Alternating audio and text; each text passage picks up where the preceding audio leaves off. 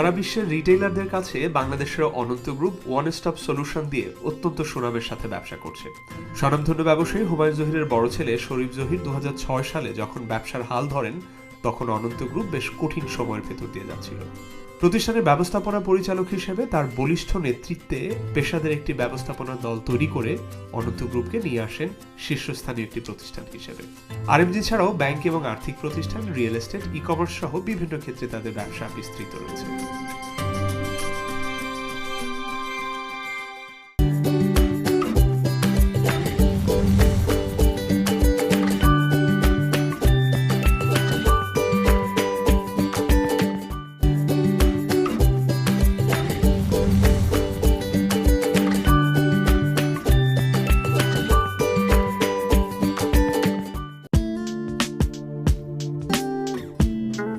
শরীফ ভাই, welcome in আইস্টাইল। Thank you. Sharif ভাই, আপনার বাবা তো ছিলেন বাংলাদেশের একজন স্বনামধন্য ব্যবসায়ী। আপনি ব্যবসাতে আসবেন, এটা কি আগে থেকেই প্ল্যান ছিল আপনাদের? কিছুটা, যেহেতু আমরা ফ্যামিলি বিজনেস আমাদের, তো আমরা ছোটোবেলা থেকে আব্বাকে দেখতাম বিজনেসের সাথে ইনভলভ থাকতে। তো অটোমেটিক্যালি আমার যখন পড়াশোনা শেষ করে দেশে ফেরত আসাটাই আমার প্রথম থেকে হয়তো বা ইচ্ছা ছিল আর কি। পড়াশোনা শেষ করে বলতে আপনি তো আন্ডারগ্রেড করলেন হচ্ছে ইউটি অস্টিন। জি। তার আগে দেশে কি পড়েছেন? আমি বেসিক্যালি সিনিয়র কেমব্রিজ করলাম গ্রিন হ্যারল থেকে 93-তে, যে বছর আব্বা মারা যায়। তারপরে এ লেভেলস করলাম স্কলাস্টিক থেকে আর কি। শরীফ ভাই, আপনি যেটা বললেন যে আপনার বাবা যখন 1993-তে মারা গেলেন, I am sure you had many challenges. ওই সময়কার ঘটনাগুলো যদি আমার সাথে একটু শেয়ার করেন। আমাদের ওই সময়টা আসলে খুব কঠিন একটা সময় ছিল। 93-তে আব্বা যখন মারা যায়, আমার বয়স ছিল মাত্র 16। আমার দুই বোন, মেজো বোন মাত্র ইন্টারমিডিয়েট দেওয়ার জন্য প্রস্তুতি নিচ্ছিল। তো আমাদের যেটা আব্বা থাকতেও যেটা ছিল এবং মারা যাওয়ার পরও আম্মা যেটা আমাদেরকে মানে প্রায়োরিটাইজ করেছিল, সেটা হচ্ছে যে আমরা আমাদের পড়াশোনাটা শেষ করতে হবে। যদি বা আমাদের ব্যবসা বাণিজ্য সব কিছুই তখন এমন একটা সিচুয়েশন ছিল যে হয়তোবা আমার হয়তোবা দেশে থেকে যে ব্যবসাটাকে দেখতে হতো। Tell us something about your siblings. আমার বড় বোন, শি ওয়াজ এ ডক্টর। তো ও সলিমুল্লাহ মেডিকেল কলেজ থেকে শেষ করে পরে লন্ডনে হায়ার স্টাডিজের জন্য গেল। এবং মেঝে বোন ইউটি অস্টিন এবং কর্নেল থেকে পিএইচডি করে ও এখন স্যান হোজেতে, ক্যালিফোর্নিয়াতে আছে আর কি। আর আমার ছোট ভাই, ওর সিনিয়র কেমব্রিজে he did one of the best results. তারপর তো স্ট্যানফোর্ডে গেল ফুল স্কলারশিপ নিয়ে, এবং পরে সে হার্ভার্ড থেকে MBA করলো আর কি। আপনার ছোট ভাই যার কথা বলেন, আসিফ ভাই, আমি জানি যে হি ওয়াজ উইথ গুগল। জি। অ্যান্ড তার সাথে যারা কাজ করতেন তারা এখন মোটামুটি টপ কোম্পানিজগুলো লিড করছেন। সো তাকে দেশে আনাটা, আপনার ফ্যামিলি ফ্রেন্ডস যারা, তাদেরকেও দেশে নিয়ে আসাটা, আপনার ওই সময় আসলে কি চিন্তা করে আপনি এরকম একটা ডিসিশন নিতে পেরেছিলেন? জি, ও যে টাইমটাতে ছিল আসলে that was the IT boom time আর কি, .com বুম যখন হয় আর কি। তো ও যখন গুগলে কাজ করে তখন ইট ওয়াজ এ ভেরি এক্সাইটিং টাইম। তখন গুগল মাত্র অ্যান্ড্রয়েড প্রজেক্টটা নিয়ে কাজ করতেছিল, and he was A product manager at that time. আমি ধরুন when I took over the company in 2005, then I saw a lot of opportunity in Bangladesh. আমি যখন when I took over the company, we had 1,500 people. And over the years, we have grown to almost 25,000 people across 8 factories. So, সেই গ্রোথটা actually I saw that, and I thought যে আসিফ এবং অন্যান্য আমাদের I brought in some close friends যারা নাকি আমেরিকাতে বিভিন্ন জায়গায় ভালো ভালো জায়গায় কাজ করেছে, এক্সপোজারটা ছিল। The whole idea was to kind of understand the opportunity that lies in Bangladesh and to bring back these talents into Bangladesh and do something good for the country. Of course আমি আপনার বিজনেস এই diversification নিয়ে কথা বলবো, but তার আগে যদি আবার আপনার ফ্যামিলিতে একটু ব্যাক করি শরীফ ভাই। Tell us something about your family. আপনার ফ্যামিলিতে কারা কারা আছে? আমার ইমিডিয়েট ফ্যামিলি হচ্ছে my wife and 2 children. I have an 11-year-old son, and we just had a daughter. She'll be 2 in August. ভাবির সাথে আপনার বিয়ে হয় হচ্ছে 2006-এ? জি জি। এটা কি সেটেল ম্যারেজ ছিল, are you knew each other? No, we knew each other. We got acquainted, and we liked each other. Obviously, we talked for a few days, and then we decided to get married. Do you had any challenges to get married and everything? No, I think it was the right time for both of us, and we got married, and we've been living happily. Sure, bhai, you're very fit, সাধারণত যেটা হয় যে young entrepreneur যারা থাকে তারা খুব focus থাকে কাজের ব্যাপারে। I am sure for you this is the different story. When you're running a big organization, you have to be fit both physically and mentally. আপনি যদি সকালে 1 ঘন্টা যদি প্রপারলি ওয়ার্কআউট করেন, সেটা কার্ডিও হতে পারে, ওয়েটস হতে পারে, then you feel fresh the whole day. I think 20 years or almost 15 years I've put in a lot of time in work. আমার এরকমও গল্প আছে যে আমার হানিমুন অ্যাকচুয়ালি আমরা হংকংয়ে করি। One of the reason was that I had a meeting with Gap with one of my buyers. আমি আমার বউয়ের থেকে পারমিশন নিয়ে 2 ঘন্টার জন্য যে মিটিংটা শেষ করে আসি আর কি। আচ্ছা ভাই, আপনার অফিস আই এম শিওর যে আপনি আরও কিছু আমাকে দেখাতে চান। টুডে ইজ স্যাটারডে, সাধারণত আমি স্যাটারডেতে ফ্যাক্টরিতে আসি just to oversee what is happening in the factory. চলেন আমি আজকে সাধারণত আমি যা করি সেটা আমি দেখাই আপনাকে। Sure sure.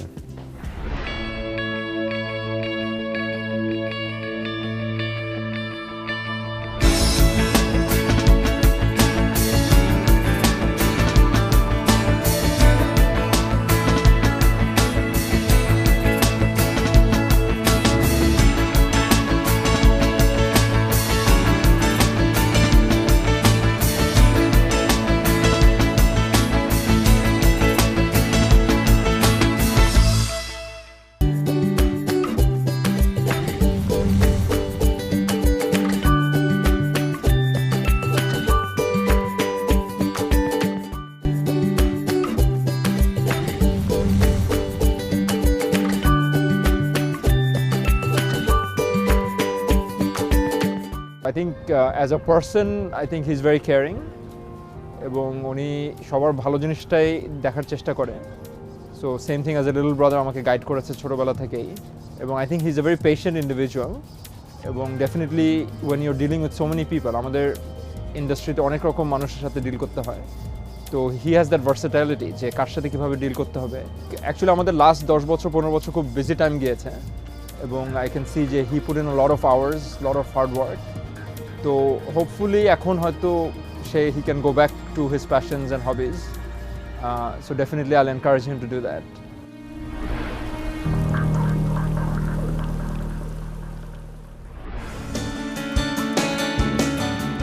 25,000 মানুষকে চালাতে, the way you're saying, you have the different motivation.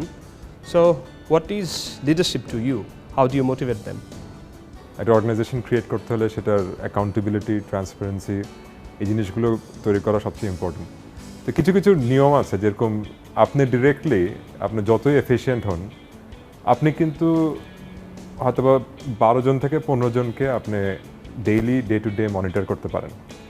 So একটা অর্গানাইজেশনে যেখানে আমরা 25,000 26,000 লোক কাজ করতেছে, তো সেখানে chain of command and the delegation and the authority is very important. তো আমরা এমন একটা পিরামিড, একটা স্ট্রাকচার তৈরি করেছি যেখানে নাকি people are reporting up to the next level, they are the leaders, and then in turn they report to few other people. তো আমার যদি ডিরেক্ট যদি ইমিডিয়েট যদি আমার কাছে রিপোর্ট করে যদি দেখেন, that will be hardly 10 to 12 people every day, যাদের নাকি I'm monitoring what they're doing and then they're reporting to me.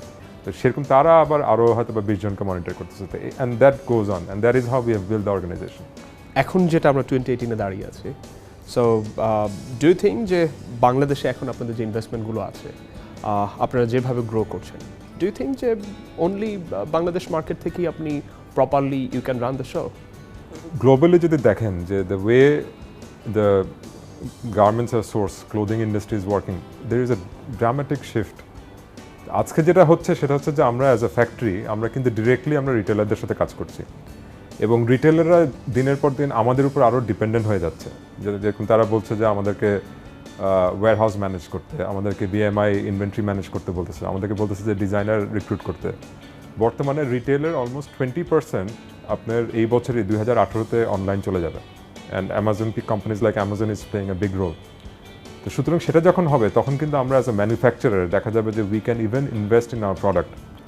এমন হবে যে আমরা শেলফ যে প্রোডাক্টটা থাকবে সেটা হয়তো বা আমাদেরই ইনভেন্টরি থাকবে, আমাদেরই ফাইন্যান্স থাকবে, আমাদেরই ডিজাইনাররা হয়তো বা ডিজাইন করে থাকবে।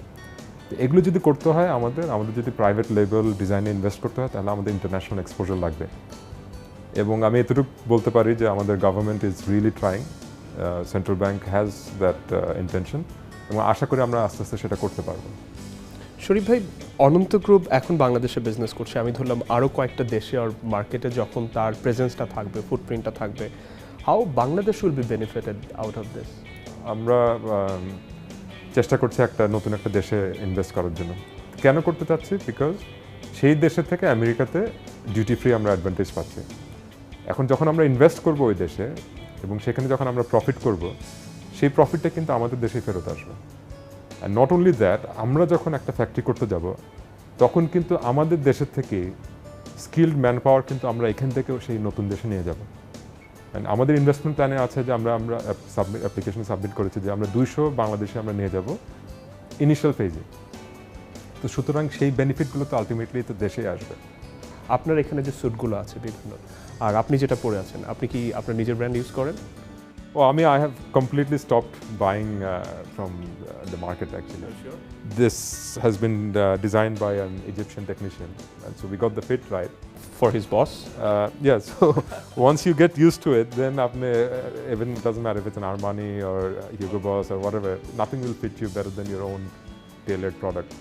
আমাদের এই ফ্যাক্টরিটা খুবই কমপ্লায়েন্ট একটা ফ্যাক্টরি এবং it's probably one of the biggest in the product category in the region.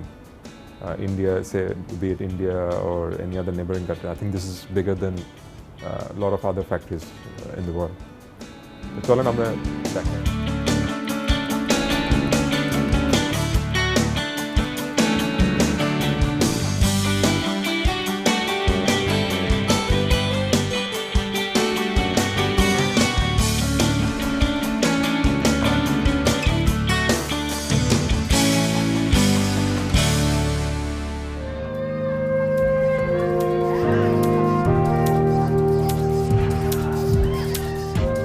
শরীফ ভাই, এখন আপনারা working for to be the $1 billion turnover company.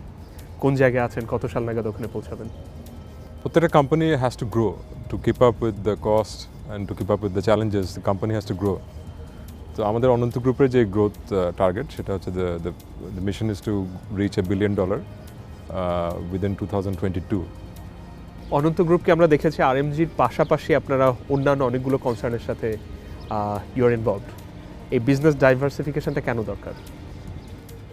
Basically what is happening হচ্ছে যে যতটা আমরা আস্তে আস্তে আমরা কোম্পানিটাকে একটা সুন্দর একটা স্ট্রাকচারে দিয়ে আসতেছি, আস্তে আস্তে কিন্তু আমার টাইমটা আমি ফ্রি করে আনতে পারছি। তো আমি তখন I am becoming more engage in strategical decision making and new investments. সেই কারণে আমাদের কিছু ইনভেস্টমেন্ট আসছে ই-কমার্সে, আপনারা জানেন, সিন্দাবাদ.com এবং kiksha.com। এখানেও দের ইজ ট্রেমেন্ডাস অপরচুনিটি। আমাদের যে B2B যে বিজনেসটা সিন্দাবাদ.com, এই আইডিয়াটা অ্যাকচুয়ালি আসছে আমাদের নিজেদের এক্সপিরিয়েন্স থেকে। আমরা যখন আমাদের গার্মেন্টসে আমরা যখন প্রতিদিন বিভিন্ন রকম জিনিস কিনতে হয় আমাদের, non essential like non fabric বা অ্যাক্সেসরিজ রিলেটেড আইটেমগুলো, স্টেশনারি, স্পেয়ার পার্টস, কেমিক্যালস, এখানে একটা ট্রান্সপারেন্সির একটা খুব অভাব। There is no fixed price এবং we have to rely on our purchase people. And if I talk to my colleagues, সবারই একই ধরনের প্রবলেম। এটাকে যদি আমরা একটা স্ট্যান্ডার্ডাইজ করতে চেষ্টা করছি, যেখানে নাকি you will get the fixed price with likely lowest price because we buy in volume, and if you can order online and আপনার প্রতি মাসে আপনার স্টেটমেন্টটা চলে আসতেছে যে আপনি কত টাকা খরচ করলেন, আপনি একটা পাই চার্ট করে আমরা দেখালাম এক্স্যাক্টলি যে আপনার কোন জায়গাগুলোতে আপনার খরচ বেশি হচ্ছে, কম হচ্ছে। তো I think it can make an entrepreneur or a business person's life much easier. তো ওই ইন্টেনশন নিয়ে আমরা শুরু করেছি। The market response has been very good. Our sales have cross 4 crore a month just on Sindabad. So I think it's a unique model and I think it's for the first time that we have targeted B2B business. আর আমাদের kiksha.com যেটা, সেটা মোর B2C। এরকম আরও similar model বাংলাদেশে আছে। এখানেও opportunities অনেক, এখানেও আমরা অনেক গ্রোথ দেখছি। তো এখানেও আমরা we are investing further. At the same time, personally, I always liked architecture, and we are planning to put in some big investments in real estate. We have already signed with Marriott. আমরা একটা hotel করছি, তার সাথে একটা mixed use, বাংলাদেশের প্রথম একটা mixed use আমরা একটা কমপ্লেক্স করছি। তো আশা করি এখানেও আমরা বেস্ট প্র্যাকটিসগুলো আমরা অ্যাডাপ্ট করব এবং এখানেও আমরা একটা চেঞ্জ আনতে পারবো, যেটা নাকি বাংলাদেশের রিয়েল এস্টেট সেক্টরে খুবই দরকার। আপনার কাজগুলো যদি দেখি যে আপনি যেভাবে কাজ করেন, জয়েন্ট ভেঞ্চার কাজ করেন, দেশের বাইরে প্রচুর ইনভেস্টর আপনার সাথে আছে। ইনভেস্টররা কি দেখে এখানকার লোকাল এন্টারপ্রেনার্সের জন্য? আসলে সবচেয়ে বেশি ইম্পর্ট্যান্ট হচ্ছে যে বিজনেসে যেটা আমি মনে করি সেটা হচ্ছে যে আপনার একটা গুডউইল ক্রিয়েট করা, and that is the biggest branding that you can do. আমরা যখন আইএফসির সাথে আমরা প্রথম কাজ শুরু করি অলমোস্ট 6 বছর আগে, তো এরপরে কিন্তু একটা প্রজেক্টের পর একটা প্রজেক্ট কিন্তু তারা কিন্তু আমাদের পারফরমেন্স দেখলো, আমাদের ক্রেডিবিলিটি দেখলো, অ্যান্ড ওই ট্রাস্টটা গ্রো করছে। তো আই থিঙ্ক অনন্তের সবচেয়ে বড় অ্যাসেট হচ্ছে যে এই গুডউইলটা, এবং আমার পার্সোনালিও ওই গুডউইলটাই আমরা উই ওয়ান্ট টু এস্টাবলিশ। নতুন যারা কাজ করছেন এই সেক্টরগুলোতে আসতে চান, এমপ্লয়ি কিংবা এমপ্লয়ার, তরুণ উদ্যোক্তা যারা আছেন, what will be your message to them? My message is basically the consistency. Again, the hard work has to be there. Nothing will come easy. Don't try easy success. It does not happen. এখন কিন্তু already time চলে আসছে আপনার স্পেশালাইজেশনে, যে আমাদের বাংলাদেশে conglomerate কনসেপ্টটা খুবই কাজ করে, যে আপনি প্রত্যেকটা সেক্টরে আপনি চলে যেতে যাচ্ছেন, but it is actually very difficult না। সুতরাং আমার সাজেশন হচ্ছে যে কোনো ইন্ডাস্ট্রি যেটাই হোক, put in your time, put in your attention, and you grow on it. Don't try to do too many things at a time unless you have that capability and the stability. যেটা ধরছেন সেটাতে আপনি অনেক দূর যাওয়া সম্ভব। শরীফ ভাই, আপনাকে অনেক ধন্যবাদ, আপনি আপনার ব্যস্ত সময় থেকে সময় দিয়েছেন আমাদের। থ্যাংক ইউ এমদাদ, আজকে আসার জন্য। We are a very nice time. I hope we could share few things together. Sure. Sharif Zahir যেমন বললেন যে একজনকে এমপ্লয়ি হোক কিংবা এমপ্লয়ার হোক, তার হার্ডওয়ার্কিং হতে হবে, ডিসিশনটা ইন্টেলিজেন্স হতে হবে, কনসিস্টেন্স থাকতে হবে। এভাবে যদি যায় তাহলে কোনো শর্টকাট পদ্ধতি না নিয়ে একেবারে ফোকাস থেকে সামনে এগোলে নিশ্চয়ই সফলতা আসবে, সেরকম আমরাও বিশ্বাস করি। পরের পর্বে অন্য কোনো অতিথিকে নিয়ে দেখা হবে। Till then, I wish you a very good week. Good by.